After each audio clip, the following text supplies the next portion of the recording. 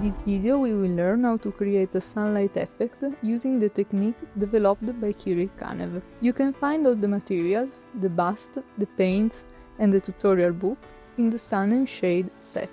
I start by priming the model with a medium grey. From step 1 to step 6 we will simply base coat the entire figure, already separating the light and the shadow sides with a clear defined division. I start base coating all the skin with beige red. I am not diluting the paint as the consistency is already smooth and would create thickness. In most areas, 2 coats are enough to get a good coverage. I add the shadow to the skin using tan earth. I imagine the head as a sphere, with the light coming from a 3/4 angle. The side of the sphere opposite the light is painted with the shadow color. The nose and lips also cast their own shadow onto the face, and the whole head casts a shadow onto the neck. Now I base coat the uniform with middle stone. As shown in the book, I leave the shadow areas in the primer color, but if you prefer, you can also base coat everything and then paint the shadows afterwards, like we did on the face. The shadow cast by the head onto the neck continues onto the uniform, and we also need to consider the shadow cast by the hand. The back of the model will also be in shadow. If you are unsure where to place the shadows, look at the reference photos in the following steps, especially step 6, which shows different angles of the miniature. Since we already left the shadow areas of the uniform in primer, we can now cover them with a 1-to-1 mix of brownish green and camouflage green.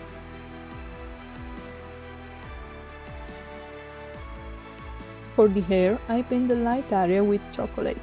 Now that the light and shadow are established for other materials, I just need to follow and connect the separation line between skin and fabric. To finish this stage, I paint the shadow part of the hair with green-brown. Now let's start adding volume to the skin. I begin by adding shadows on the light side using a mix of dark brown and beige red. I darken under the jaw and under the nose, and I add shadows onto the neck and on the hand. I also use this tone to create a first gradient step in the shadow area. Remember that cast shadows are not blended, so I apply this color only to the volumetric shadow on the side of the head, leaving a hard transition for the cast shadow of the nose. Now I start lightening the skin with a mix of beige red and luminous flesh. I paint a large area on the forehead, cheekbones, most of the nose and the surrounding area, and the chin. This area needs to be fairly large, as we had more light steps inside of it. I repeat the same process on the hand, focusing on the main shapes and keeping the light direction in mind. I continue adding luminous flesh and gradually reduce the painted area until I reach the pure color. I apply pure luminous flesh, painting small areas on the forehead, nose, cheekbone, under the eye, the side of the nose and the upper part of the chin. Now that the light side has volume, we work on the shadow side. I deepen the shadow with a mix of tan earth and dark brown. I paint under and around the jaw, add shadows under the cheekbones, and deepen the wrinkles near the mouth. I also apply this color to the downward facing part of the hand. I push the shadow even further, with pure dark brown, especially under the jaw, reducing the painted area. Now it's time to add color variation to the skin. I take beige red and luminous flesh, mix and add some medium rust. I dilute the paint to glaze consistency and apply several thin layers until the intensity is right. I start applying this under the cheeks, then later I will add it also on the side of the nose and on the knuckles. I repeat the same process on the shadow side, adding medium rust to the tan earth and dark brown mix and painting the same areas. Ears usually have a reddish tone due to the light passing through the cartilage. I had this effect using a mix of beige red and medium rust. The lips are even more saturated with red. and the lower lip also catch a lot of light. I mix luminous flash with medium rust and paint the lower lip. The upper lip faces downward and receives much less light, so I paint it with a mix of dark brown and medium rust. The chin and jaw tend to have a cooler tone because of beard stubble. I add green-brown to my beige red and luminous flash mix, dilute it to the glaze consistency, and build this variation with multiple thin passes until I'm satisfied. Mixing beige red and chocolate, I create a smoother transition between skin and hair. Adding some fine line helps simulate the hair fibers. I repeat the same step on the shadow side, mixing tan earth and green-brown. Now we enrich the shadow side by adding a cool bounced light from the sky. I mixed grey using black and white, aiming for a value just slightly higher than the surrounding skin tone. I start applying it to the temple. Later I will add it also on the shadow side of the nose and on the neck. If it feels too detached, I add a little bit of skin tone color to integrate it better. Now let's work on the hair again. I add shadows on the shadow side, using black. Then I add the bounced skylight on top, again using a mix of black and white. On the light side of the hair, I mix chocolate and luminous flash and I light the volume with small brush strokes that follow the direction of the hair. To finish the face, we paint the eyes.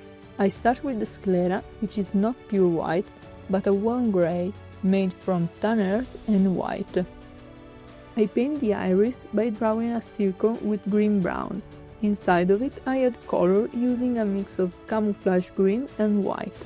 Then I paint the pupil black and finish with a small white dot for the light reflection. If this feels too complex, you can simplify it by painting only the green-brown iris and the white reflection. It will still look convincing.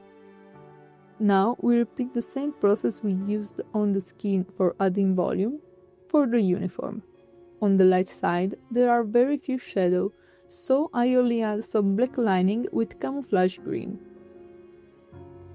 On the back right side I blend the volumetric shadow using different mixes of middlestone and the shadow color, which is a mix of 1:1, brownish green and camouflage green. I highlight the uniform with a mix of middlestone and white, adding a bit of Sahara yellow to prevent the color from becoming too grey. I paint the top and front areas following the fabric folds. I also highlight the hat with this color. I continue lining the mix by adding more white and reducing the painted area to create the final highlights.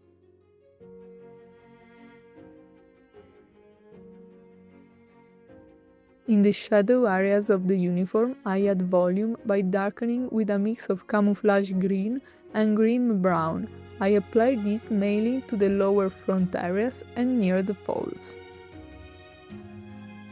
I deepen the shadow further using pure green-brown, focusing on the same areas but reducing the painted surface. I also add some black lining with this color. I add the same bounced light to the uniform by mixing the grey with camouflage green and applying it to the top of the hat and the shoulder. Now we paint the final uniform details. For the shoulder decorations, I paint the edges. On the light side, I use scarlet red. In shadow, I mix scarlet red with dark brown. I base coat the buttons on the light side with Sahara yellow. I paint the button shadow with a mix of Sahara yellow and dark brown, and the highlight with Sahara yellow and white.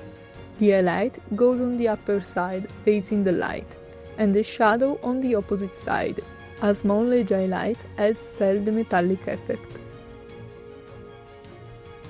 Buttons on the shadow side are colder and darker. I base coat them with Sahara yellow mixed with a small amount of black. For the highlight, I add grey to this mix to represent the bounced skylight, which is weaker and comes from the opposite direction of the main light. For the star on the cape, I base coat it with a mix of Sahara yellow and black. I highlight it by adding white to the same mix. The last element is the cigarette, which is completely in shadow. I base coat it with a warm grey made from dark brown and white. The highlight on the cigarette is again the bounced skylight, so I use a grey tone.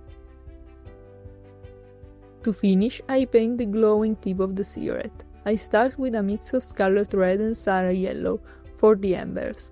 Then I paint the ash, using different dotted mixes of grey. Now we have a complete and accurate sketch of the entire figure.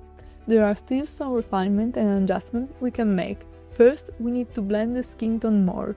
At this stage, we can probably still see the different areas painted with separated mixes of colors on the face. We need to soften this transition and bring everything together. Creating intermediate tones helps bridge the colors, and we can also use glazes or a light stippling texture to smooth the transitions. On the lower part of the face, we created the illusion of a short beard stubble, using a color variation. To enhance this effect, we can also add a little bit of stippling texture to better describe the pores and the short hair. The secondary light on the shadow side currently feels a bit detached. To integrate it better, I mix the skin tone with the greyish color of the reflected light and blend them together. I also use these mixes to create a smoother transition between the main skin tone and this reflected light. I also need to spend more time on the hand, refining the transition and adding a bit more detail to improve the overall realism. Finally, I refine the transitions on the uniform.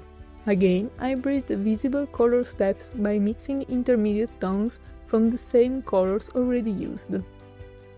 Remember to not blend the color steps created by the casted shadows, as they always have hard-defined edges.